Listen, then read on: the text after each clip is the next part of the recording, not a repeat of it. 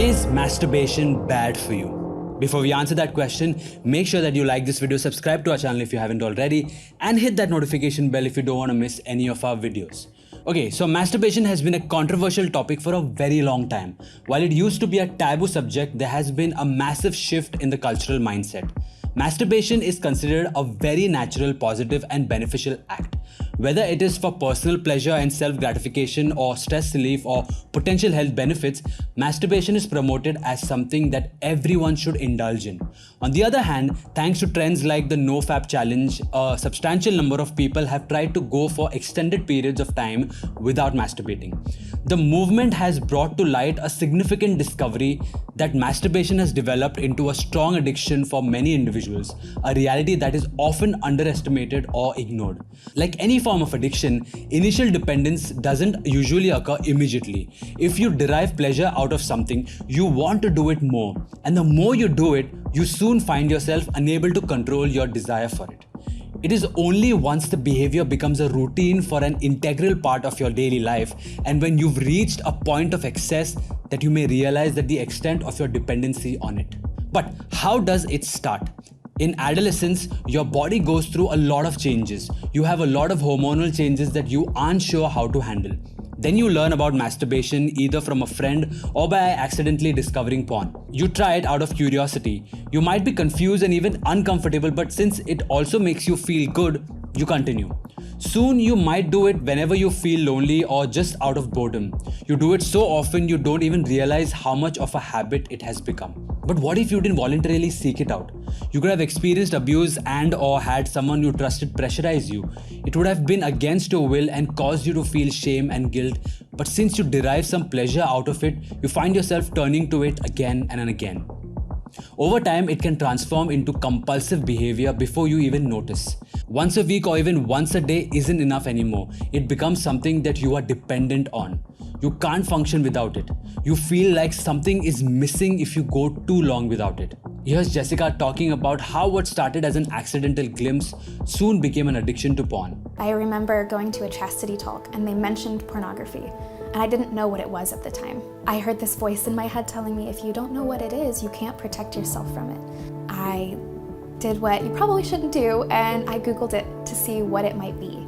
I remember not really understanding what I was seeing. I clicked on a link and I saw a video and I was absolutely horrified. And little by little, I would have this nudging to just look one more time, just look one more time. The looks would get longer and longer, and then it became seeing it once a week to seeing it multiple times a week. I didn't even realize I was watching it every day, multiple times a day. It didn't hit me that this had become my life.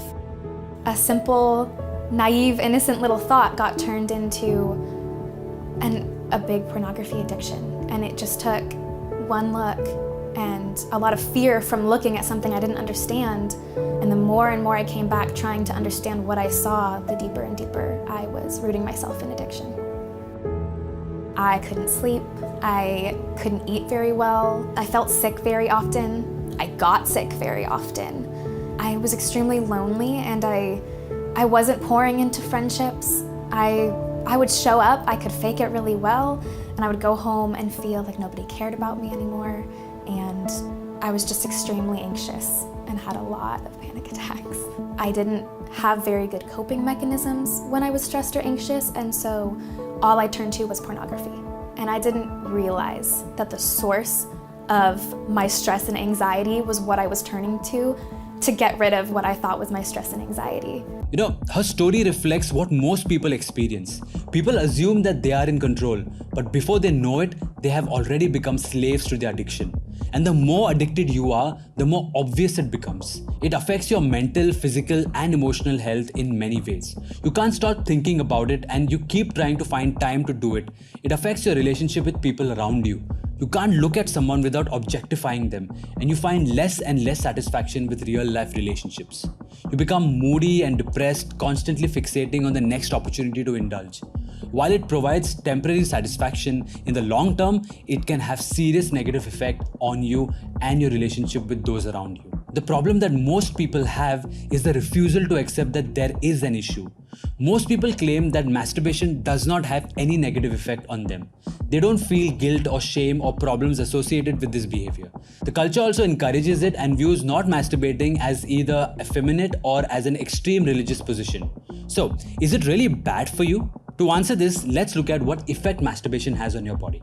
Masturbation releases dopamine. That's a hormone associated with rewards and positive emotions. Someone with low dopamine levels experience anxiety, low self-esteem, depression, and bad moods among other issues. So when someone masturbates, it gives your brain very high doses of dopamine in very short periods of time, and as a result, makes your brain less responsive to the normal levels of dopamine released naturally by the body.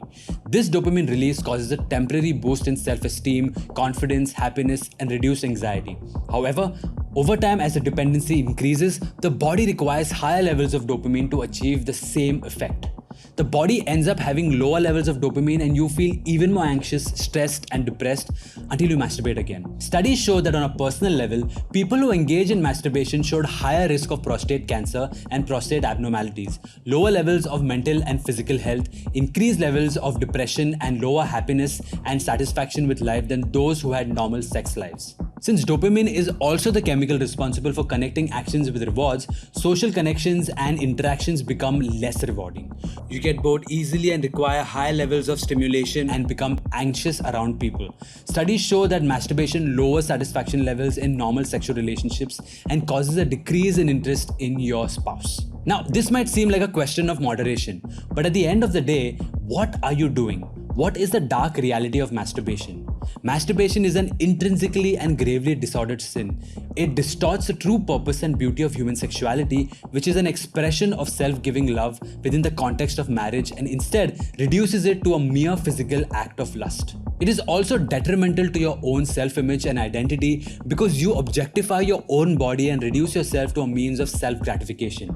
This could get in the way of developing a healthy self-image and understanding your dignity and value as a person created in the image and likeness of God. So, how can you prevent this from happening? The easy answer is don't start in the first place. But what if you're already practicing it? What do you do then? Will you be a slave to your addiction forever? No, there is always hope. Here's a 3-step process to overcome masturbation addiction. 1. Quit cold turkey. Decide to stop immediately and not to masturbate ever again. 2. Accountability. Find an accountability partner or a support group to help you stay on track. And 3. Commit to a life of virtue. Cultivate virtues such as self-discipline, purity, and chastity. If you're a Christian, get into the habit of regular prayers, reading scripture, and receiving the sacraments. Strengthen your relationship with God to not only grow in holiness, but to resist temptation and overcome sinful habits. At the end of the day, it's important to remember that whatever temporary pleasure it might provide, sinful passions are not freedom, but a jail. It is a slippery slope. We can't know for sure when it moves from actively exercising your free will to a point where you are no longer exercising free will, but instead you are controlled by your base passions. Even during our struggles, we can turn to God for forgiveness, healing, and the strength to overcome sin. As Saint Dominic said, "A man who governs his passions is master of the world. We must either rule them or be ruled by them. It is better to be the hammer than the anvil." So, what do you think? Is masturbation bad for you, or is it fine in moderation? Let us know in the comments below. And if you like this video, let us know by liking and subscribing to our channel. Until next time.